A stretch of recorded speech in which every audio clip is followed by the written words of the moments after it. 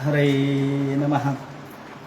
धर्माचा जण मूर्तिमान पुतळा धर्माचा मूर्तिमान पुतळा भासे जना भूवरी भासे जना भुवरी दीक्षा देव निजो जगतिया दीक्षा देव निजो जगतिया बद्धास हो उद्धरी बद्धास हो उद्धरी वाणीने वदता भागवती कथा वाणीने वदता भागवती कथा व्यासा प्रती भासला व्यासा प्रती भासला तो हा गुरु श्री जनार्दन असा तो हा गुरु श्री जनार्दन असा पाटांगणी शोभला. पाटांगणी सद्गुरुनाथ महाराज की जय. हरे महाब्रह्मवाच ज्ञातोऽसि मेऽद्य तुचिराननुदेह भाजां न ज्ञायते भगवतो गतिर्त्यवद्यं नान्यस्त्वदस्ति भगवान्नपि तन्न शुद्धं मायागुणं गतिकराद्य दुर्विभासी. भगवान वेदव्यास वर्णन करून सांगू लागले. शुकाचार्य राजा परीक्षितीला सांगतात आणि इकडे प्रत्यक्ष ब्रह्मदेवानी काय स्तुती केली या संबंधीचं विवरण चाललेलं आहे. सूत शौनकादिकाचा संवाद हा पूर्वीपासूनच चालू आहे. त्याप्रमाणे ब्रह्मदेवानी भगवंताची स्तुती केली. ही स्तुती अत्यंत महत्त्वाची आहे, कारण ब्रह्मदेव हे देखील भगवंताचेच रजोगुणी स्वरूप आहे. एका स्वरूपाने दुसऱ्या स्वरूपाची केलेली ही स्तुती आहे, समान पातळीवरची आहे. आणि म्हणून सत्व रज तम हे 3 गुण आहेत आणि या 3 गुणांचे 3 देवता आहेत. पण ही जी स्तुती केली आहे ती प्रत्यक्ष महाविष्णूची केलेली आहे. महाविष्णू म्हणजे ज्यापासून सर्व ब्रह्मांड निर्माण झालं, सर्व विश्व प्रगट झालं. अहो, ब्रह्मा विष्णू महेश सुद्धा त्यांच्यापासून निर्माण झाले. म्हणजे विष्णूची उत्पत्ती सुद्धा यांच्यापासून झाली. असे हे महाविष्णू आहेत. यांची स्तुती ब्रह्मदेव करतायत. ते म्हणतात, हे देवा, आता या स्तुतीमध्ये वसंत लतिका नावाचं वृत्त वापरलेलं आहे. अतिशय सुंदर वृत्त आहे. आणि या वृत्तामध्ये हे विवेचन करताना काव्यात्म पद्धतीने, भागवतामध्ये काव्य कुठे आहे याचा शोध जर घ्यायचा झाला तर आपल्याला अनेक जागा दाखवता येतील. त्यामध्ये हे अत्यंत काव्यात्म वर्णन त्यांनी केलेलं आहे. आणि हे देवा, मला माहीत आहे की मी आपणाला जाणू शकणार नाही. ज्ञातोऽसि मेऽद्य सुचिराननु देह भाजां न ज्ञायते भगवतो गतिरित्यवद्यं. हे भगवंत, आपली गती, आपलं ज्ञान हे कुणालाच कळणार नाही. आपण आनंद स्वरूप आहात. आनंद मानंद कर प्रसन्न. हे आनंद स्वरूप भगवान हे आनंद रूप आहेत, चिन्मात्र स्वरूप आहेत.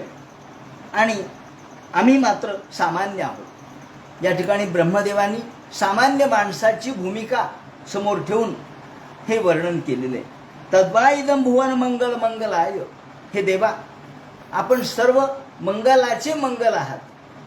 जे जे जगात मंगल आहे, जे जे उत्तम उदात्त उन्नत महन मंगल महन मधुरते येते, जे जे उत्तम आहे, उदात्त आहे, उन्नत आहे, महन मधुर आहे, महन मंगल आहे, त्याचे आपण मंगल आहात. त्या सर्वांचं मंगल करण्याची क्षमता आपल्यात आहे. कल्याणकारी भूमिका आपली असल्यामुळं आपण कल्याणाचे कल्याण आहात. आपण ज्ञानाचं ज्ञान आहात, मंगलाचे मंगल आहात. आणि केवळ आपल्या ध्यानाने आपण मुनींना प्राप्त होता. ध्यानेच मनोदर्शितं तो उपासकानां. उपासक जेव्हा आपलं ध्यान करतात तेव्हा आपण त्यांना दर्शन देतात. तेव्हा येतो त्वदीय चरणांबुज कोश गंधम. काल आपण या ठिकाणी आलेलो होतो की हे देवा, जिघ्रंती कर्ण विवर ही स्तुतिवात निहितम. या ठिकाणी हे देवा, तुमच्या चरणांबुजाचा कोशगंध चरणरूपी कमल आहे. आणि या कमलाचा गंध हा ग्रहण कसा करतात तर जिघ्रंती कर्ण विवरही, कानाने ग्रहण करतात. आता वास काही कानाने येतो का? वास कानाने येत नाही. मग या ठिकाणी ब्रह्मदेवाने असं कसं काय म्हटलंय? जिघ्रंती कर्णविवरैहि, हे देवा तुमच्या चरणकमलाचा जो गंध आहे, त्याच्या कोशाचा जो गंध आहे, तो महात्मे संत हे कानाने त्याचा वास घेतात. आता असं कसं काय म्हणणार हो? हां, हे जर लिखित स्वरूपात असतं, म्हणजे एखाद्या लेखकाने काना मात्रा बदल केला असं आपण म्हणू शकलो असतो. समजा आपण नाकाने असं लिहायच्याऐवजी कानाने, फक्त का इकडचं तिकडं झालं, नाचं का झालं आणि काचं ना झालं, याला म्हणतात वर्ण विपर्य. असं लेखनामध्ये होत असतं.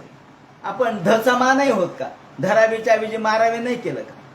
तेव्हा हे धचा मा जसा होतो तसा नाकानेच्या ऐवजी कानाने, नाकाने याच्याऐवजी कानाने, म्हणजे नाची जागा काने घेतली आणि काची जागा नाने घेतली, अशी लेखनाच्या गडबडीत होतं. पण इथे ब्रह्मदेव शब्द उच्चारतायत, ते काही लिहित नाहीयेत. मग असं कसं काय झालं? असं वर्णन कसं केलं? या ठिकाणी वर्णविपर्यय नाहीये. वर्णविपर्यय म्हणजे एका वर्णाची जागा दुसऱ्या वर्णाने घेणे, आणि मग त्यातून एक शब्द तयार होतो. जसं खबर, खबर म्हणजे वार्ता. खबर पासून जे झालं त्याला बखर म्हणतात. खबर पासून बखर. किंवा काही वेळेला आपण बोलताना गडबडीने म्हणतो तिथं जाऊन चिटकला. आता चिटकला खरं का चिकटला खरं? चिटकला का चिकटला? अरे आपणच संभ्रमित होतो. मग आपल्याला मूळ शब्द काय तो बघावा लागतो. चिटक मूळ शब्द आहे का चिकट मूळ शब्द आहे? हा, चिकट आहे, मग चिकटला बरोबर. तर त्याप्रमाणे इथे काही वर्ण विपर्यय झाला नाही, शब्द विपर्यय झाला नाही, अक्षर विपर्यय झाला नाही. मग या ठिकाणी जिघ्रंती कर्णविवरैहि असं कसं म्हटलंय?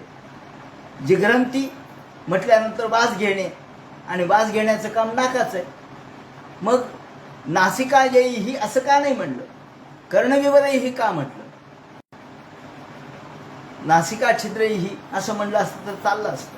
पण त्याचं उत्तर आपण सूक्ष्मपणाने विचार केला तर देता येईल की या ठिकाणी भागवतकार ब्रह्मदेवाच्या मुखातून ज्या शब्दांचा वापर करतात ते अत्यंत काव्यात्म शब्द आहेत, आणि त्यामुळं या काव्यात्म भाषेमध्ये त्याचा अर्थ समजून घेताना जिघ्रंती कर्णविवरैहि याचा अर्थ आपल्या लक्षात घ्यावा लागतो. तो असा की ज्याप्रमाणे भगवंताचे गुणकर्म हे कसे आहेत तर अलौकिक आहे, आणि त्यांच्या चरणाशी, चरणाचा जो गंध आहे तो गंध म्हणजे कमलकोशाचा गंध आहे. मग चरणाचा गंध जो कमलकोशाचा आहे तो कर्णविवरांनी कसं काय आस्वादायचा? तर ते म्हणतात वेदमंत्राचं श्रवण, वेदमंत्र जे आहेत त्याचं श्रवण आणि मनन हे परमात्म्याच्या आनंदमय त्या स्वरूपाचं आकलन करत असतात.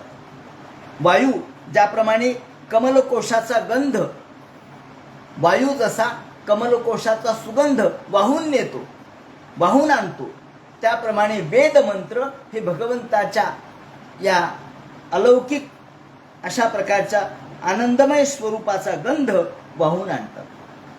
वेदमंत्र म्हणजे जणू काही वायू आहे. जसा वायू हे गंध घेऊन येतो तसे वेदमंत्र भगवंताच्या स्वरूपाचं ज्ञान घेऊन येतात, आणि हे ज्ञान सुगंधी अशा स्वरूपाचं ज्ञान आहे.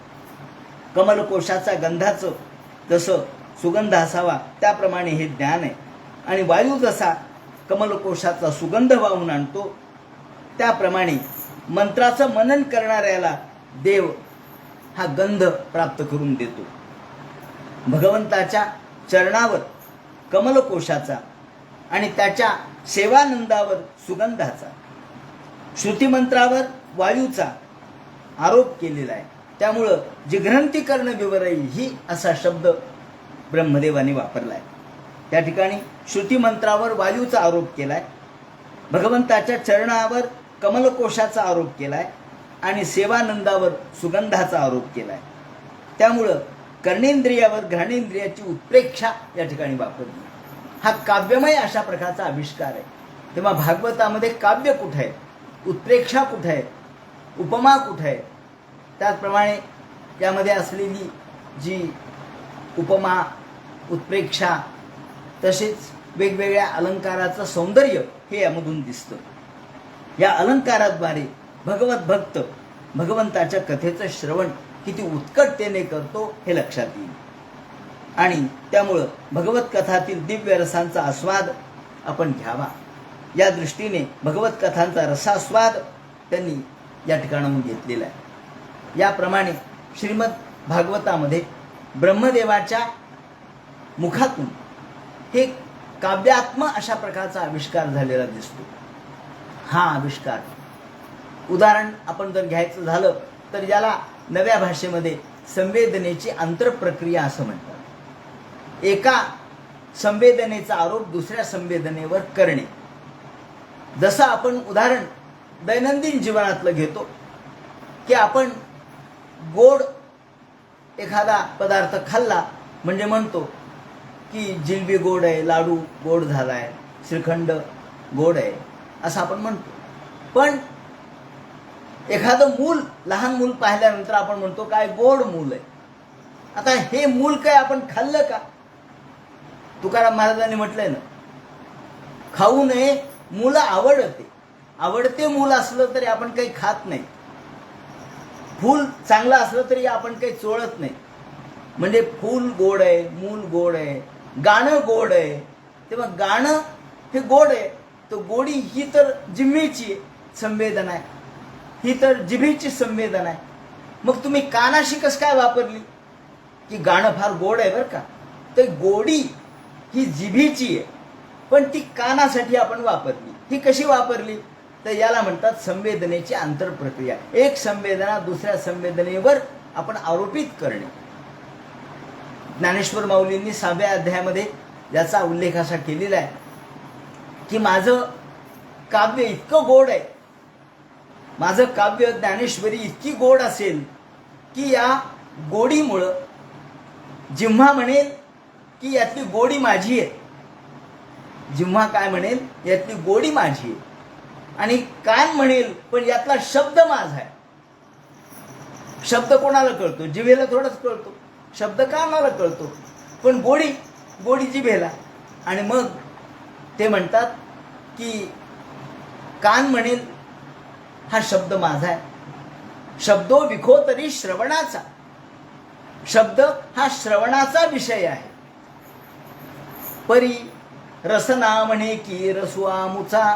पण रसना जीभ म्हणते की हा रस माझा आहे. शब्द तुझा असेल पण रस माझा आहे. आणि त्यामुळं दोन्ही इंद्रियामध्ये एक लुटुपुटीचं भांडण लागेल म्हणे. इंद्रिया लागे कलंभा एकमेका, इंद्रिया लागे कळंभा एकमेका. कान आणि जीभ यांच्यामध्ये एक लुटुपुटीचं भांडण माऊलींनी उभं केलेलं आहे. का? तर माझा ज्ञानेश्वरी इतकी गोड असेल की जिव्हा म्हणेल यातली गोडी माझी आहे आणि कान म्हणेल यातला शब्द माझा आहे. तेव्हा अशा पद्धतीने मोठं सुंदर विवरण जसं माऊलींनी केलंय तशी काव्यात्म भाषा या भागवतामध्ये वापरली. तेव्हा या काव्यात्म भाषेचा सुद्धा जाता जाता आपण परिचय करून घेतला पाहिजे. जी ग्रंथीकरण विवरही या शब्दामध्ये आपल्याला ही आंतरप्रक्रिया दिसते. याप्रमाणे जी ग्रंथीकरण विवरही काय, तर कान कसं काय आस्वाद घेतात? तर कान आस्वाद घेऊ शकत नाहीत, सुगंध घेऊ शकत नाहीत, पण त्या शब्दामध्ये असलेला जो सुगंध आहे, कोणत्या? वेद मंत्रामध्ये. वेद मंत्र हे सुगंधी आहेत. म्हणून आपल्याकडे वेधशाळेचं नाव काय? श्रुतिगंध वेधशाळा. वेधशाळा श्रुतिगंध. श्रुतीला गंध आहे, वेदाला गंध आहे. तो गंध कशाचा आहे? तो भगवंताच्या चरणावर वाहिलेल्या कमलकोशांचा आहे. तो गंध हा वेद घेऊन येतो, वेद वाहून आणतो. त्यामुळे वेद सुगंधी होतो. आणि वेदाचा सुगंध हा कोणाला कळतो? जो तो वेद ऐकतो त्याला कळतो, जो वेदाचं मनन श्रवण करतो त्याला कळतो. म्हणून भक्त्यागृहीत चरण परयाच तेषाम नापैशनाथ हृदयामृहा स्वपुंसाम. याप्रमाणे त्यांनी विवरण केले. पुढे ते म्हणतात की हे देवा, तावत भयम द्रविण गेह सुरन निमित्तम. हे देवा, तोपर्यंतच माणसाला भय आहे, तोपर्यंतच माणूस हा भयाने व्याकुल आहे. जोपर्यंत घर दार प्रपंच मुलं लेकरं यामध्ये तो तल्लीन आहे, जोपर्यंत तो या गोष्टीमध्ये तल्लीन आहे, तावत भयम द्रविण गेहसुरन निमित्तम. माणसाच्या मागं भय लागलेलं आहे आणि हे भय इतकं लागलंय की जन्माला आल्यापासून भय आहे, मृत्यूपर्यंत भय आहे, कुणीच निर्भय नाही. वेगवेगळ्या प्रकारची भय माणसाच्या मागे लागलेली आहेत आणि या भयाने माणूस त्रस्त आहे, भयाने उद्विग्न आहे. मग या भयामध्ये द्रविण गेह सुरन निमित्त, कधी पैशाचं भय आहे, कधी चोराचं भय आहे, कधी राजाचं भय आहे, कधी लोकांचं भय आहे, कधी मित्रांचं सुद्धा भय आहे आणि कधी घर दार प्रपंच मुलं लेकरं यांच्या त्रस्ततेने, यांच्या व्यथिततेने, यांच्या काळजीने त्याला भय वाटायला लागतं आणि शोकस्पृहा, यातून त्याच्या मनात शोक निर्माण होतो. कधी स्पृहा म्हणजे इच्छा निर्माण होतात, कधी लोकांचं पाहून आपल्याला आपणही असं असावं असं वाटतं, त्याला स्पृहा म्हणतात. स्पृहा म्हणजे आपल्या मनातली दुसऱ्याबद्दलची इच्छा, दुसऱ्याच्या सुखामध्ये आपल्याला जे दुःख होतं, दुसऱ्याचं सुख बघून आपल्या मनात आपलं पोट दुखतं आणि आपल्याला त्याच्याबद्दलची तसं सुख मला असावं अशी इच्छा प्राप्त होते, याला स्पृहा म्हणतात. अशी ही स्पृहा ही कधीच कमी होत नाही आणि तावन ममेत्य सदवग्रह आरती मोलम, तोपर्यंत आरती म्हणजे दुःख, तोपर्यंत माणसाचं दुःख आहे. आणि हे सगळे आरती मूल आहेत. आरती मूल म्हणजे दुःखमय. हे सगळे ते म्हणतात संसार दुःख मूळ, संसार हा दुःख मूळ आहे. त्या ठिकाणी सगळीकडे इंगळ्याच आहेत म्हणे. इंगळ्याची शेज असेल, त्या शेजेवर इंगळी असेल तर माणसाला त्या शेजेवर झोप येईल का? नाही. तेव्हा संसार हा दुःख मूळ आहे, दुःखाचं मूळ आहे. त्यातून आपल्याला सुखप्राप्ती कशी मिळणार आहे? सुख मिळणारच नाही. पण आपण विनाकारण सुखाची इच्छा करतो, वास्तविक ते दुःख मूळ आहे. हे संसारच दुःखदायक आहे, पण आपल्याला तो सुखदायक व्हावा असं वाटतं. वास्तविक ते आरती मूल आहे. आरती मूल म्हणजे दुःख मूल आहे. एखादा कुत्र ज्याप्रमाणे एखादं हाड चघळतं, हाड चघळत राहतं, कुत्र हाड चघळत राहतं आणि त्याला असं वाटतं की याच्यातून येणारं जे रक्त आहे ते हाडातूनच येते काय, म्हणून ते हाड चघळत राहतं.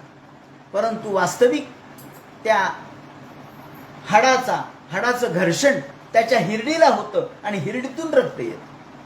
त्याच्या हिरडीतून रक्त येतं, हाडाचं घर्षण हिरडीला होतं, हिरडीतून रक्त येतं आणि त्याला वाटतं हाडातूनच रक्त येते, ते चघळत राहतं. खरं म्हणजे हे दुःख मूळ आहे. आणि मग मात्र तोंडाची आग व्हायला लागते, त्याला कळत नाही. ते म्हणतात दुःख दुःखी. प्रत्येक क्षणाला माणसाला दुःख भोगावं लागतं आणि देवा तोपर्यंत माणूस हा दुःख भोगतो जोपर्यंत तो संसारात अडकलेला आहे. घर दार प्रपंच मुलं बाळ तोपर्यंतच चांगले वाटतात जोपर्यंत ते अनुकूल आहेत. ही एक मोठी मजेशीर गोष्ट. आपण जर म्हटलं की जमीन जुमला, घरदार, मुलं लेकरं, पैसा अडका हा सुखदायक आहे का हो? याचं उत्तर काय देता येईल? आहे. समजा एखादा म्हटला पैसा सुखदायक आहे का? आहे. पण तो पैसा ज्या बँकेत टाकला ती बँक बुडाली असं समजा. काय झालं म्हणले? बँक बुडाली. बँक बुडाली म्हणजे मग तुम्ही तर म्हणला पैसा सुखदायक आहे. हो, तो सुखदायक होता, पण त्या बँकेत टाकला ती बँक बुडाली. आता तोच पैसा दुःखदायक ठरला. अरे अरे अरे, लाख रुपये बुडाले. का बुडाले? ते बँकेत टाकले. ज्या वेळेला लाख रुपये मिळाले त्यावेळेला ते सुखदायक होते, पण बँक बुडाली कळल्याबरोबर दुःखदायक झाले. म्हणजे पैसा दुःखदायक झाला का नाही? हो, पैसा दुःखदायक आहे. घर जोपर्यंत आपण बांधलंय तोपर्यंत सुखदायक आहे, पण भूकंप झाला आणि घर पडलं. अरे अरे अरे अरे, घरात सगळा पैसा घेतला तो वाया गेला. का? भूकंप झाला. जमीन आमची होती म्हणले मालकीची, पण काय करावं, ती नंतर कसेल त्याची जमीन असा कायदा निघाला आणि ती जो कसणारा होता त्याच्याकडे गेली. या ठिकाणी त्याच्यावर त्या जमिनीचा माझा अंमल संपला आणि 7/12ला माझं नाव काही दिसत नाही आता. का?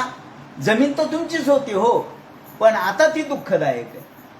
ज्या वेळेला ती लोकांच्या ताब्यात गेली त्यावेळेला ती दुःखदायक आहे. जेव्हा त्याला कूळ लागलं, मग आता कूळ काढत बसा तुम्ही 50 वर्ष, बसा भांडत, लावा वकील. म्हणजे ती जमीन जी सुखदायक होती ती जमीन कूळ लागल्याबरोबर दुःखदायक झाली. म्हणून ते म्हणतात जे जे आपण संसारातलं सुखदायक मानतो ते सगळं दुःखदायक आहे, अंतिमतः दुःखदायक आहे. म्हणून ते म्हणतात अंतिमतः सुखदायक काय? यात सुरुवातीला आपल्याला एखादी गोष्ट अमृतमय वाटते, पण परिणामे विषोपमम जे तदग्रे मृतमिव. सुरुवातीला अमृतमिव आहे, पण परिणामे विषोपमम, पण त्याचा परिणाम विषाचा आहे. सुरुवातीला ती गोड लागते, पण परिणामाच्या दृष्टीने हीच गोष्ट विषकारक होते, बंधनकारक होते, त्रासदायक ठरते. मग सगळ्या गोष्टी या प्रकारच्या आहेत. पुत्र मित्र, पुत्र सुद्धा सुखदायक आहे, पण या पुत्राच्या बाबतीत आपण बघितली, आपण यानंतर कथा पाहणारच आहोत की जेव्हा चित्रकेतूला पुत्र झाला तेव्हा ते सुखदायक होतं, पण जेव्हा त्यांच्यात स्त्रियांनी हिच्या सवतीनं त्याला ठार मारलं आणि मग मात्र तो रडू लागला. पुन्हा नारदाला म्हणाला, हो देवाला म्हणाला माझा पुत्र मला परत करा. ते म्हणे तुझा पुत्र नव्हताच, तुला मी सांगितलं होतं. हा दुःखदायक आहे. सुरुवातीला जन्माला आला तेव्हा सुखदायक, पण नंतर दुःखदायक. तेव्हा एकच गोष्ट सुरुवातीला सुखदायक असते, अनुकूल असते तेव्हा सुखदायक असते, प्रतिकूल होते तेव्हा दुःखदायक होते. म्हणून अनुकूल संवेदनीयम सुखम आणि प्रतिकूल संवेदनीयम दुःखम हे संसारातलं उदाहरण आहे. आणि मग जेव्हा तुम्ही घरदार प्रपंच, मुलं लेकरं, अर्थ संपत्ती हे सगळं सुखदायक मानता, पण ते अंतिमतः दुःखदायक असतं. शोकस्प्रहा परिभवो, याचा परिणाम मात्र दुःखदायक होतो. म्हणून ते म्हणतात जोपर्यंत हे ग्रहाबद्दल आपल्या मनात प्रीती असते, प्रेम असतं, तोपर्यंत आम्हाला ते सुखदायक वाटतं. आणि त्याबद्दलचा विपरीत अनुभव आला की ते दुःखदायक होतं. दैवेन ते हतधियो भवतः प्रसंगा. याप्रमाणे दैवाने हे सगळं घेऊन गेल्याबरोबर हे सगळंच आरती मूळ होतं, दुःखाचं मूळ होतं. याप्रमाणे संसार दुःख मूळ, जिकडे पाहावे तिकडे इंगळे असं म्हटलंय. याप्रमाणे ते म्हणतात यावत पृथक्पद मिदमात्मन इंद्रियार्थ. जोपर्यंत पृथकत्व आहे, वेगळेपण आहे, तोपर्यंत दुःख आहे. आणि हे दुःख माणसाला भोगावं लागतं. देवा व्यर्थापि दुःख निवम वहते क्रियार्था. हे लोक या दुःखाचा विचार करत नाहीत, परिणामाचा विचार करत नाहीत, आणि परिणामाचा विचार न करता त्याच्या मागे धावतात आणि शेवटी दुःख त्यांच्या पदरी पडतं. हे देवा याप्रमाणे नाती प्रसिद्ध तिथोपचारही आराधित सुरगणे बद्ध कामही. याप्रमाणे देवा ब्रह्मदेव म्हणतात की खरं म्हणजे निष्काम भूतदया हीच खरी भक्ती आहे. जो भूतदया करतो ती भक्ती आहे, ज्याला भूतदया वाटते ती भक्ती आहे. नाती प्रसिद्ध तिथोपचारही आराधित सुरगणिबद्ध कामही. यद सर्व भूतदया, सगळ्या भूतांच्या ठिकाणी दया उत्पन्न होणे ही खरी भक्ती आहे. परंतु लोकांना हे कळत नाही आणि लोक बाकीच्या गोष्टीच्या मागे लागतात. इतर भक्तियोग इतर कुठल्याही गोष्टीपेक्षा भक्तियोग श्रेष्ठ आहे. यज्ञ, दान, तप, व्रत या सगळ्यापेक्षा भक्तियोग श्रेष्ठ आहे. हे या ब्रह्मदेवाच्या तोंडून सांगितलंय. आणि म्हणून देवा मी आपणाला पुन्हा पुन्हा नमस्कार करतो. विश्वोद्भव स्थिती लयेषु, जग विश्व निर्माण करणं, पालन करणं आणि त्याचा संहार करणं हे आपल्या हाती आहे. आपण हे सगळं लीलेने करता, सहजपणाने करता, यस्यावतार गुणकर्म विडंबनानी. आता या ठिकाणी अत्यंत सूत्रमय भाषेत सांगितलंय. या ठिकाणी ब्रह्मदेवाची भाषा फार सूत्रात्मक आहे, सूत्रमय आहे.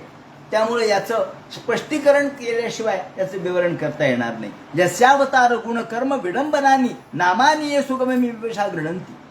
या ठिकाणी त्यांनी त्या 15व्या श्लोकामध्ये असं सांगितलंय की हे देवा, यस्यावतार गुण कर्म विडंबनानी, गुण कर्म आणि विडंबन, तुम्ही वेगवेगळे अवतार धारण करता, तुमचे नावं वेगवेगळे आहेत, तुमचे रूप वेगवेगळे आहेत. यातले काही अवतार द्योतक आहेत, काही गुणवाचक आहेत, काही कर्मसूचक आहेत. अवतार द्योतक उदाहरणार्थ देवकी नंदन, वासुदेव हे अवतार द्योतक आहेत. काही अवताराच्या निमित्ताने तुम्ही समोर आलात. काही गुणवाचक आहेत, सर्वज्ञ किंवा भक्तवत्सल हे गुणवाचक नाव आहेत. भक्त कामकल्पद्रुम हे गुणवाचक नाव आहेत. तर काही कर्मवाचक आहेत, मुरारी, गिरीधारी हे कर्मवाचक आहेत. तुम्ही मुर दैत्याला मारलं म्हणून मुरारी, तुम्ही हा पर्वत धारण केला म्हणून गिरीधारी. हे या ठिकाणी विविध नावं. मुरलीधर, तुम्ही मुरली धारण केली म्हणून मुरलीधर. तेव्हा काही अवतार द्योतक आहेत, काही गुणवाचक आहेत आणि काही क्रिया किंवा कर्मवाचक आहेत. तेव्हा अशा अनेक नावाने तुमचा उच्चार जर केला, निदान मृत्यूप्रसंगी जरी केला तरी माणूस उद्धरून जातो. ते म्हणतात ते नैक जन्म शमलम सहसैव हित्वा नामानी सुगविमे विवशागृणन.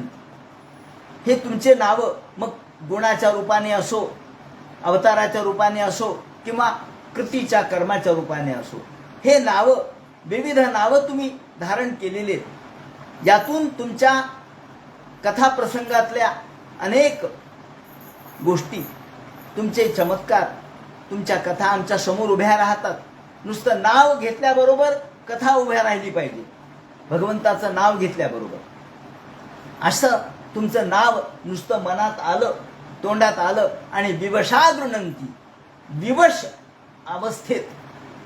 विवश म्हणजे ज्या वेळेला कुणीही साह्याला नाही, कुणीही आपल्याला मदतीला नाही, अशा विवश अवस्थेमध्ये, अगतिक अवस्थेमध्ये, जसं गजेंद्राने अगतिक अवस्था होऊन नाव घेतलंय. त्याच्या लक्षात आलं की आता मदतीला कुणीच नाही. गजेंद्र असो, द्रौपदी असो, ह्या दोघांच्याही दृष्टिकोनातून विचार केला तर तिथे त्याने विवश शब्द वापरलाय की गजेंद्र आणि द्रौपदी ह्या दोघेही अत्यंत विवश असे होते की आता साह्याला कुणीच नव्हतं आणि कुणी येऊ शकत नव्हतं. या त्वरा द्रौपदी त्राणी, या त्वरा गजमोक्षणे मय्यार्ते करुणामूर्ते सात्वतत्व गता हरे. ही आर्त अवस्था आहे, ही विवश अवस्था आहे. अशा अवस्थेत तुमचं नाव जो कोणी घेईल तो मुक्त झाल्याशिवाय राहणार नाही, त्याचं पाप नष्ट झाल्याशिवाय राहणार नाही. तेव्हा देवा, मृत्यूसमयी जो नाव घेतो, प्राणोत्क्रमणाच्या घटकेला जो अगतिक होऊन तुझं नाव घेतो तो मुक्त होतो. तेव्हा या 15व्या श्लोकामध्ये अर्थात भगवंताचं गुण आहे, अवतार आहे, कर्म आहे, याचा निर्देश केलेला आहे. आणि पुढे ते म्हणतात यो वा अहम च गिरीशश्च विभू स्वयंच. हे देवा, आता ब्रह्मदेव येथे ते म्हणाले, देवा मी, शिव आणि विष्णू ही सगळी तुमची स्वरूप आहेत. यो वा अहम, अहम म्हणजे मी ब्रह्मदेव, गिरीशश्च महादेव आणि विभू प्रत्यक्ष विष्णू, विभू सर्व व्यापक असलेला, स्वयंच स्थित्युद्भव प्रलय हे तव आत्ममूलम. हे तुमचेच स्वरूप आहेत सगळे. मी सुद्धा तुमचाच आहे, शिवही तुमचेच आहेत आणि विष्णूही तुमचं स्वरूप आहे. हे महाविष्णूचं वर्णन आहे.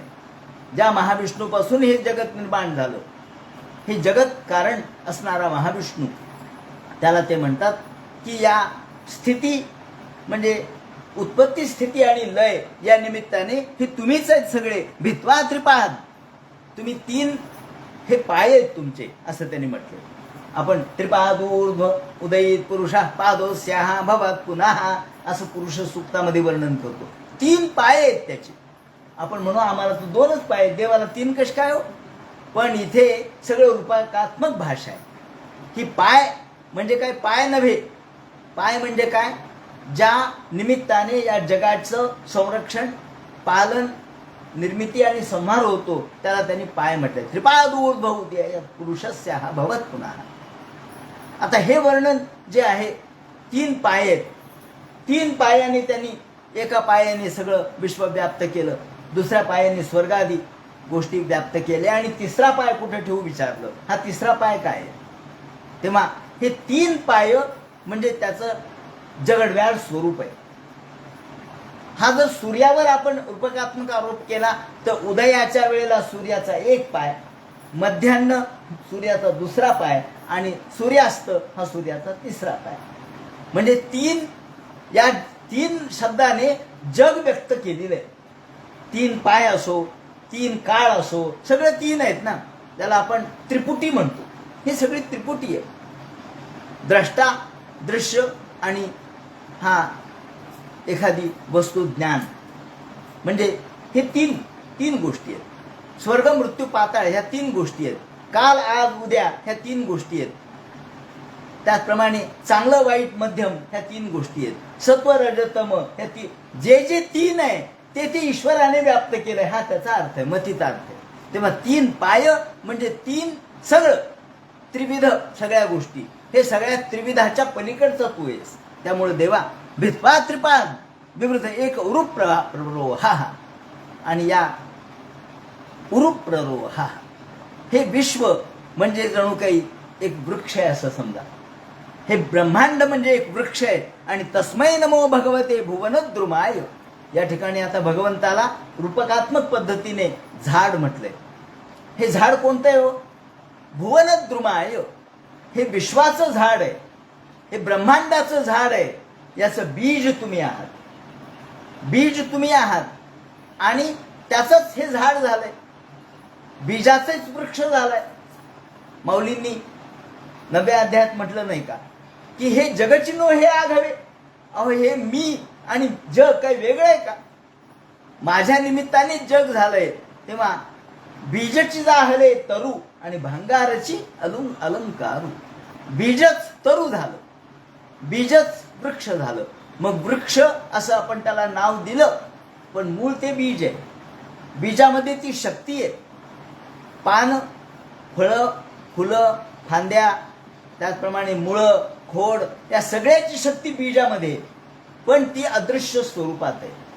तशी भगवंतामध्ये ही सगळी निर्मितीची शक्ती आहे, पण ती अदृश्य रूपात आहे. म्हणून देवा विवृध एक उरूप प्ररोहा, हा वृक्ष जो वाढला तो तुमच्या शक्तीने वाढला.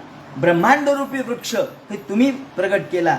आणि म्हणून विश्व चैतन्यवाद ज्याला आपण म्हणतो किंवा चिद्विलासवाद म्हणतो, तो या ठिकाणी व्यक्त झालेला आहे ब्रह्मदेवाच्या स्तुतीमध्ये.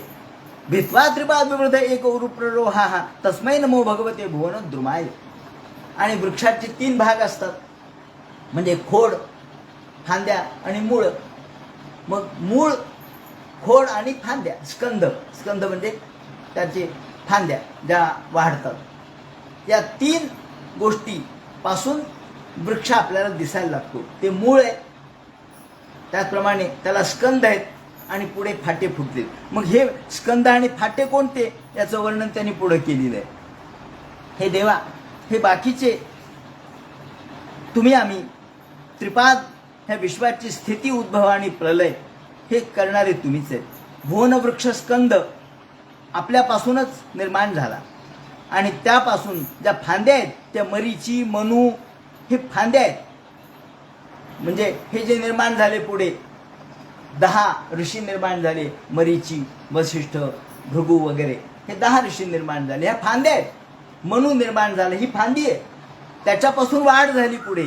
भित्वा त्रिपाद विवृध एक उरूप प्ररोहा, आणि पुढे अनेक उपशाखांचा उद्भव झाला.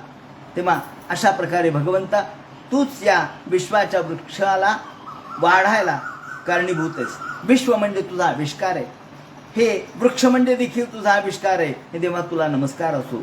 आणि म्हणून पुढे ते म्हणतात की हे देवा यस्मात बिभेम्यहम, बाकीचे लोक तर जाऊ द्या, भयाने त्रस्त आहेत, पण मी सुद्धा घाबरतो म्हणले, मी सुद्धा भीतो. का हो म्हणले, ब्रह्मदेवाला तो 2 परार्ध आयुष्य आहे. ते म्हणे हो, 2 परार्ध आयुष्य असलं तरी सुद्धा ब्रह्मदेव म्हणतात माझा मृत्यू ठरलेला आहे. 2 परार्ध झाल्यावर माझा मृत्यू ठरलेला आहे. यस्मात बिभेन्यहमपि ते परार्ध दृष्ण्यम अध्यासित सकल लोक नमस्कृतम यत. सगळ्या जग तुम्हाला नमस्कार करतं, मी देखील तुम्हाला शरण आलो. कारण 2 परार्ध झाल्यावर मला देखील मरावं लागतं, म्हणून मला देखील काळाची भीती वाटते. कारण काळ हे तुमचं स्वरूप आहे, मी देखील काळाच्या स्वाधीन आहे. ज्या वेळेला हिरण्यकशिपूने विचारलं मला अमरता द्या, ते म्हणाले अमरता मी कसा देऊ, जे माझ्याजवळ नाही ते मी तुला कसं देऊ, कारण मी स्वतः काळाचा स्वाधीन आहे. जरी 2 परार्ध आयुष्य असलं, किती असू द्या ना, शेवटी मरायचे, शेवटी नष्ट व्हायचे, म्हणजे काळाचा प्रभाव माझ्यावर चालणारच आहे. एखादं फूल 1 दिवसात सुकतं, ब्रह्मकमळ उमलतं आणि सकाळी मुकलून जातं, आणि एखादं फूल 8-8 दिवस राहतं, पण नंतर सुकतंच की नाही. 8 दिवस राहिलं काय आणि 1 दिवस राहिलं काय. सुकणं हा फुलाचा धर्म जसा आहे तसा या ठिकाणी मृत्यूला कवटाळणं हा जगाचा धर्म आहे. आणि मला देखील हा जगाचा धर्म, मृत्यूचा धर्म पाळणं भाग आहे. त्यामुळं मी देखील नष्ट होणारच आहे. या ठिकाणी अध्यासित सकल लोक नमस्कृतम यत. हे देवा, तुम्हाला सगळं जग नमस्कार करतं. ते पे तपो बहुसवो वरुत समाना. या ठिकाणी बहुरुत समाना, बहुसवो या शब्दाचे 2 अर्थ आहेत. एक तर बहुसवो म्हणजे अनेक वर्ष, सव म्हणजे वर्ष, आणि दुसरा सव म्हणजे यज्ञ. बृहस्पती सव म्हणजे बृहस्पतीचा यज्ञ, सव म्हणजे यज्ञ. तेव्हा मी अनेक यज्ञ अनेक वर्ष करत गेलो असा अर्थ लावला पाहिजे. अनेक यज्ञ अनेक वर्ष मी करत गेलो, कशासाठी? तुमची कृपा प्राप्त करून घेण्यासाठी. तस्मै नमो भगवते धिमखाय तुभ्यम. म्हणून हे देवा, हे मखस्वरूप, हे यज्ञस्वरूप देवा, तुम्हाला नमस्कार असो. याप्रमाणे देवा, यो विद्यया अनुभवतो दशार्ध वृत्त्या. हे देवा, ही जी दशार्ध वृत्ती आहे, दशार्ध म्हणजे 5, दशार्ध 10चं अर्ध, 5 वृत्ती त्या कोणत्या आहेत? अविद्या, अस्मिता, राग, द्वेष आणि अभिनिवेश. याला पंचक्लेश म्हणतात. तत्वज्ञानाच्या भाषेत त्याला पंचक्लेश म्हणतात. हे जे पंचक्लेश आहेत ह्या अविद्येच्या वृत्ती आहेत. यो विद्यया नुपहतोपि दशार्ध वृत्त्या. ही जी अविद्येच्या 5 वृत्ती आहेत, निद्रा, मोहाव, ह्या कशामुळे निर्माण होतात? तर आपल्याला निद्रा म्हणजे या ठिकाणी तमो अहंकार, आपल्या मनामध्ये तमरूपी अहंकार आहे, आपल्या मनामध्ये अहंकृती आहे, आपल्या मनात अज्ञान आहे. अज्ञान हे तमाचं स्वरूप आहे, अंधकाराचं स्वरूप आहे. या अंधकारामुळे, निद्रेच्या कारणामुळं, अविद्येच्या प्रभावामुळं ह्या 5 वृत्ती निर्माण होतात. अविद्या, अस्मिता, राग, द्वेष आणि अभिनिवेश, ह्या 5 वृत्ती त्यातून निर्माण होतात. आणि या 5 वृत्तीतून पुढे निर्माण झालेले सर्ग आपण पाहणारच आहे की ब्रह्मदेवाच्या या 5 वृत्तीतून पुढे असुरांची वृत्ती निर्माण झाली. भूत, खेत, पिशाच हे निर्माण झाल्याचं वर्णन पुढे केलेलं आहे. तेव्हा ह्या वृत्ती माझ्यामध्ये निर्माण झाल्या. या सगळ्या 14 लोकांमध्ये आहेतच, त्या सर्वत्र आहेत, परंतु तू मात्र या सगळ्यापासून मुक्त आहेस. हे देवा, सोयम समस्त जगताम सुर एक आत्मा.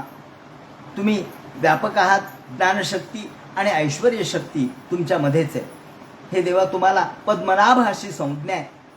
तुम्ही शेषशायी आहात आणि लोकत्रय, या ठिकाणी लोकत्रयोपकरणे करुणो यदनुग्रहेण. लोकत्रयोपकरणो, लोकत्रय हा शब्द वापरलाय. लोकत्रयाचे 2 अर्थ आहेत. एक म्हणजे देव आणि मानवांची उत्पत्ती करण्याचं साधन, आणि दुसरं लोकांवर उपकार करणे. या विश्वाच्या निर्मितीच्या निमित्ताने लोकांवर उपकार करायचा आहे, आणि त्याचबरोबर देवमानवांची उत्पत्ती करण्याचं साधन तुम्ही मला देणार आहात, ज्ञान. तेव्हा ते लवकर मला ज्ञान द्या. हे देवा, तुमच्या नाभिरूपी भवनातून माझा आविर्भाव झाला, आणि तुमच्या अनुग्रहामुळेच लोकत्रयावर या उत्पत्तीचा उपकार मला करता येईल, किंवा लोकत्रयाचं उपकरण असणारं जे साधन आहे ते प्राप्त होईल. तेव्हा देवा, लवकरात लवकर मला ज्ञान द्या. तुम्हाला प्रणतप्रिय असं म्हणतात. तुम्हाला जो नमस्कार करतो, शरण येतो, त्यावर तुम्ही प्रेम करता, त्यावर तुम्ही कृपा करता. प्रणतानाम भक्तानाम प्रिय, म्हणून तुम्हाला प्रणतप्रिय असं म्हणतात. आणि मी तुम्हाला शरण आलो. द्रक्षामी पूर्ववदितम प्रणतप्रियोसौ एष प्रपन्न वरदो रमया आत्मशक्त्या. हे देवा, मला या ठिकाणी अनेक कर्मशमल जे आहेत, अहंकार रूपी माझ्या मनात निर्माण होणारे पापमल आहेत, ते नष्ट करा. आणि मला विज्ञान शक्ती, ज्ञान आणि विज्ञान या दोन्ही शक्ती मला प्राप्त करून द्या. तुमच्या कृपेने हे मी वेदवाणीचं उच्चारण करू शकेल, माझी बुद्धी काम करू शकेल. असा ब्रह्मदेवानी प्रार्थना केल्यानंतर सो अदभ्र करुणो भगवान विवृद्ध. हे देवा, तुम्ही कसे आहात? तर अदभ्र करुण आहात. अपार करुणा तुमच्या मनामध्ये आहे. तुमच्या योग निद्रेमध्ये तुम्ही निमिलित झालेले नेत्रकमल थोडे विकसित करा आणि मला या ठिकाणी ज्ञान द्या. तुमच्या मधुरवाणीनं मला आशीर्वाद द्या. मला विश्व कसं निर्माण करायचं, मी का निर्माण झालो हे मला सांगा. अशी अंतःकरणपूर्वक प्रार्थना केली. ही ब्रह्मदेवाची स्तुती आहे, ब्रह्मदेवाने केलेली प्रार्थना आहे. ही ऐकल्यानंतर भगवंत बोलू लागले.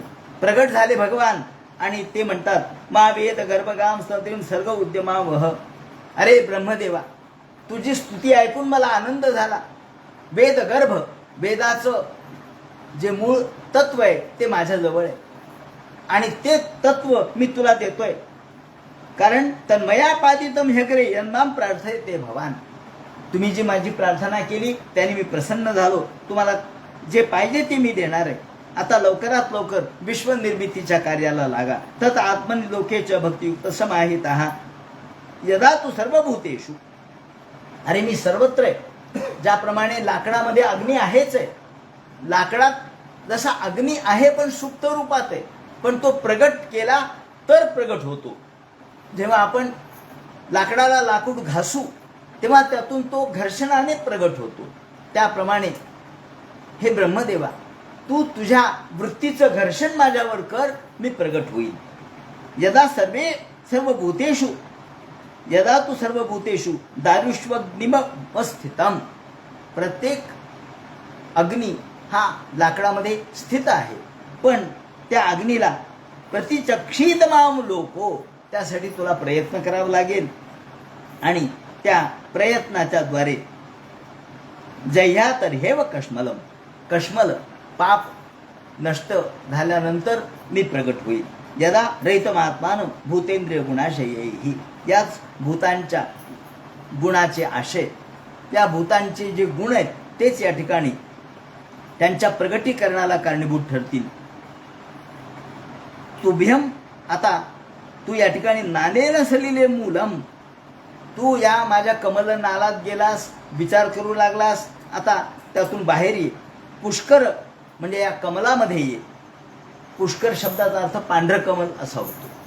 कमल अनेक प्रकारचे आहेत, पण पुष्कर शब्दाने पांढरं कमल हा अर्थ आहे. आणि ब्रह्मदेव पांढऱ्या कमलात बसलेले आहेत, म्हणून आपण ब्रह्मकमल जेव्हा म्हणतो ते पांढरंच असतं ना. मग पांढरा रंग हा ब्रह्मदेवाचा रंग आहे. नालेन सलिले मूलम पुष्करस्य विचन्वतः. त्या पुष्कर नालामध्ये तू आतापर्यंत गेलायस, त्या जलामध्ये गेलास, मला शोधत राहिलास. आता तू वरती ये, कमलामध्ये ये आणि सृष्टीची रचना कर. याप्रमाणे एतत् पुमान नित्यम स्तुत्वा स्तोत्रेण माम भजेत. त्याप्रमाणे सर्व वेदमये येन आत्मात्मनो योनिना. प्रजासृजा यथा पूर्वम. जसं पूर्वी तू प्रजा निर्माण केलीस, पूर्वीच्या कल्पात, पूर्वीच्या युगात जसं तू हा प्रजा निर्माण करण्याचा घाट घातलास, तशी प्रजा निर्माण कर. म्हणजे इथे सुप्तम कर्म प्रबोधयन. झोपेतून माणूस जागा व्हावा किंवा जागा करावा, त्याप्रमाणे ब्रह्मदेवाला भगवंतांनी जाग केलं. आणि धाता यथा पूर्वमकल्पयत. धाता म्हणजे ब्रह्मदेव. यथा पूर्वमकल्पयत, पूर्वी जशी कल्पना केली तशी कल्पना कर. आणि प्रजा सृजा यथा पूर्वम याश्च मय्यनुशेरते. ही माझ्यामध्ये जी लीन झालेली आहे, ही सगळी प्रजा माझ्यामध्ये लीन झालेली आहे, सगळं विश्व ब्रह्मांड माझ्यामध्ये एकरूप झालेलं आहे, ते पुन्हा तू प्रगट कर. याप्रमाणे मैत्रेय म्हणतात, विदुरा तस्मा एवं जगत सृष्टी प्रधान पुरुषेश्वरा. आणि मग प्रधान पुरुषेश्वरा, जो प्रधान पुरुष आहे, जो भगवंत आहे, तो भगवंत या ठिकाणी जगत सृष्टी, जगाची निर्मिती करायला उद्युक्त झाला. आणि या ठिकाणी विदुर यांनी पुन्हा प्रश्न उपस्थित केला की या पितामहानी, लोकपितामहानी अर्थात ब्रह्मदेवानी, प्रजापितेनी कशी सृष्टी निर्माण केली ते आम्हाला सांगा. ते म्हणतात, ही जी सृष्टी आहे ती वेगवेगळ्या प्रकारची आहे, दैहिकी आणि मानसिक विभू. काही दैहिक सृष्टी आहे, काही मानसिक सृष्टी आहे, काही मनाने निर्माण केली आहे, काही देहातून निर्माण झाली. पण त्याच्यासाठी त्यांना दिव्य वर्ष शतन तपाहा, ब्रह्मदेवाला देवाचे 100 वर्ष तपश्चर्या करावी लागली. देवाचे 100 वर्ष त्यांनी तपश्चर्या केल्यावर मग त्यांना वायूच्या स्पर्शाने ते कमळ हललं. ते ज्या कमळावर बसले होते ते कमळ हललं. तद्विलोक्याब्ज संभूतो वायुना जगतिष्ठतः पद्ममंभश्च तत्काल कृतवीर्येण कंपितम. कंपितम हल्लं. कशामुळे हल्लं? वाऱ्याने हल्लं. वारा कशामुळे निर्माण झाला? भगवंताच्या इच्छेमुळे. भगवंताची इच्छा का झाली? तर आता ब्रह्मदेवाला सृष्टीला सुरुवात करायची आहे, म्हणून भगवंताच्या मनात प्रेरणा निर्माण झाली. ही प्रेरणा म्हणजेच काळ आहे. काळानेच ही प्रेरणा दिली. काळच प्रगट झाला. काळ आल्याशिवाय कुठलीच गोष्ट होत नसते. आपल्याला खूप वाटतं हे आपल्याला लवकर मिळावं, पण जसं आपण बँकेमध्ये FD ठेवलेली असते, मग काळ आल्याशिवाय आपल्याला ती मिळत नाही. का हो? म्हणजे मी काल टाकली FD, ते म्हणे आज नाही मिळणार. तुम्ही किती 13 महिन्याची केली ना, 13 महिने घ्या. का हो 13 महिने कशामुळं? तुम्ही केली 13 महिन्याची म्हणून. 5 वर्ष कशामुळं? तुम्ही 5 वर्षाची केली. हा काळ आहे. ते मग काळाशिवाय कुठलीही गोष्ट परिपूर्ण होत नाही. या ठिकाणी हा काळ इथे आता ब्रह्मदेवाच्या उत्पत्तीचा काळ आहे. आणि म्हणून वारं निर्माण झालं. भगवंताच्या इच्छेने वारं निर्माण झालं. वारं म्हणजे हा काळ निर्माण झाला. या काळाने हे कमळ हललं. हे कमळ म्हणजे ब्रह्मदेव ज्याच्यावर बसले होते ते कमल, जे कमल विश्वरूप कमल आहे ते कंपितम. आणि मग तपसा हेदमानेन, मग आकाशव्यापी असणारे कमळ जे होतं ते हल्ल्याबरोबर हालचाल झाली. हल्ल्याशिवाय काहीच होत नाही. म्हणजे पाणी जर हल्लं तर लाटा निर्माण होतील, नाहीच हल्लं तर लाट कशी होईल? पण लाट कधी येईल? पाणी हल्लं पाहिजे. पाणी कधी हलेल? वारा आला पाहिजे. वारा कधी येईल? इच्छा निवडची झाली तर. म्हणजे हे सगळं भगवंताच्या इच्छेवर अवलंबून आहे. म्हणून ते म्हणतात की हल्ल्याबरोबर हालचाल झाली. हालचाल झाली की अनेन लोकान प्रागलीलान, त्यातून पद्मकोशम तदा विश्व भगवत कर्मचोदिता. भगवंतानी हालचाल झाल्याबरोबर ब्रह्मदेवानी या कमलनालाचे 3 भाग केले. एक भुवाहा आणि स्वरलोक. भूलोक, भुवरलोक आणि स्वरलोक हे 3 लोक केले. खरं म्हणजे बाकीचे लोक करता आले असते, पण ही भोगभूमी आहे. भूलोक हे भोगभूमी आहे, भुवरलोक ही भोगभूमी आहे आणि स्वरलोक सुद्धा भोगभूमीच आहे. म्हणजे कर्मभूमी आणि भोगभूमी असे 3 भाग त्यांनी केले. आणि नंतर 14 भुवन पुढे का नाही केले? ते म्हणे हे सगळे ज्ञानाने प्राप्त होणार आहेत. म्हणजे जनोलोक, तपोलोक, सत्यलोक हे जे आहेत ते ज्ञानाने प्राप्त होणार आहेत. हे कर्माने प्राप्त होणार आहेत. म्हणून आधी कर्मभूमी निर्माण केली. म्हणून आधी कर्मभूमी आणि मग ज्ञान. याप्रमाणे धर्मस्य हे निमित्तस्य. विदुरांनी विचारलं की मग भगवंतानी हे कालाख्यम लक्षणम ब्रह्म, भगवंतानी हे जे विश्व निर्माण केलं, वेगवेगळ्या पद्धतीची सृष्टी निर्माण केली, प्राकृतिक आणि वैकृतिक, या सगळ्यांचं विवरण मला परिपूर्ण रीतीने करा. कालाख्यम लक्षणम ब्रह्मन यथा वर्णनय प्रभू, ज्याचं मला बारकाईने वर्णन करा. असं म्हटल्यावर एका शब्दाने सांगू नका, बारकाईने सांगा की वैकारिक सृष्टी कशी निर्माण केली, प्राकृतिक सृष्टी कोणती आहे, ती कशा प्रकारची निर्माण केली. 9 प्रकारच्या सृष्टी ब्रह्मदेवाने निर्माण केल्या. यामध्ये 6 प्राकृतिक आहेत आणि 3 वैकृतिक आहेत. सर्व नवविधस्तस्य 9 प्रकारच्या सृष्टी आहेत. आणि या 9 प्रकारच्या सृष्टी भगवंतांनी कशा निर्माण केल्या. विश्वम वै ब्रह्मतन्मात्रम संस्थितम विष्णू मायया. ब्रह्मतन्मात्रम सगळं आधी भगवंताच्या रूपामध्ये मायेसह विलीन झालेलं होतं. ते अव्यक्त स्वरूपात होतं आणि मग काळ आल्याबरोबर ते व्यक्त झालं, ते प्रगट झालं. आता इथं एक उदाहरण द्यावं लागेल की काळ आपण त्याला म्हणतो भूतकाळ, वर्तमान काळ आणि भविष्यकाळ, पण हे सगळे एकाच पटावर आहे. एकाच पटावर आहे. काळ असा 3 आपण विभागला, पण काळ एकच आहे. काळ काही वेगळा नाही. उदाहरण सांगतो. आपण सिनेमाची चित्रफीत पाहतो.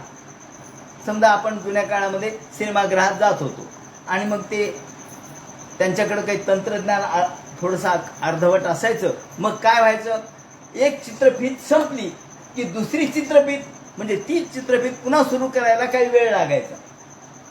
खरं म्हणजे एकाच फीतवर ते सगळं आहे. त्याला आपण रील म्हणू. रील एकाच रीळावर कधी कधी काय व्हायचं, पुन्हा तीच फीत लागायची. अरे सिनेमा पुन्हा सुरू झाला, अरे हा तर मी पाहिलाय. नाही नाही नाही, मग ते म्हणायचं नाही, हे दुसरा लावायच्या ऐवजी हेच पुन्हा लावण्यात आलं. मग पाहायला म्हणजे भूतकाळ झाला ना, पण ते एकाच पटावर आहे ना. सगळ्या एकाच रीळवर आहे. भूतकाळ, वर्तमान काळ आणि भविष्यकाळ हे सगळे एका रीळवर आहे. ऋषी लोक जेव्हा त्रिकाल द्रष्टे असं आपण म्हणतो, तेव्हा त्यांना काळ, 3 काळ दिसतात. जसं एका चित्रपटावर सगळं पहिल्यापासून शेवटपर्यंतचा सिनेमा आहे का नाही, आहे. पहिल्यापासून शेवटपर्यंतचा सिनेमा एकाच रीळवर आहे, पण तो आपल्याला हळूहळू हळूहळू दाखवण्यात येतो. त्याप्रमाणे जसं जसं उलगडतं, जसे जसे दिवस जातात, त्याप्रमाणे आपल्याला भूतकाळ गेल्यासारखा वाटतो, वर्तमान काळ आहे आणि भविष्यकाळ येणार आहे. पण त्रिकालद्रष्टी जे लोक आहेत यांना कालचंही दिसतं, आजचंही दिसतं, उद्या काय होणारही दिसतं. कारण ठरलेलंच आहे ना हो. काय उद्या काय अनपेक्षित येत नाही. तुमच्या जीवनातल्या उद्याच्या घटना अनपेक्षित नाही आहेत. कशामुळे नाही आहेत, तर बीज आपण पेरलं तर त्याचा येणारा जो अंकुर आहे, त्याला येणारे पान आहेत, त्याला येणारे फळ आहेत, हे ठराविक वेळेलाच येणार आहेत. असं नाही होणार की याला आजच लगली बीज पेरलं की पानं फळं फुलं आले, असं होणार नाही. येणार, हे तर ठरलेलं आहे. फक्त त्याला कालावधी लागणार आहे. पण हे जसं ठरलेलंच आहे तसं आपल्या नशिबातलं सगळं ठरलेलंच आहे. फक्त आपल्याला कळत नाही. अजून यायचं आहे. आपण म्हणतो अजून फळं यायचे झाडाला, अजून फळ मिळायचंय. पण ऋषींना कळतं याला फळ मिळणार आहे का नाही, हे त्यांना कळतं. द्रष्ट्या लोकांना कळतं. त्याप्रमाणे एकाच रीळवर ज्याप्रमाणे भूत भविष्य वर्तमान असतं सिनेमामध्ये, तसं आपल्या आयुष्यामध्ये सगळं ठरलेलंच आहे.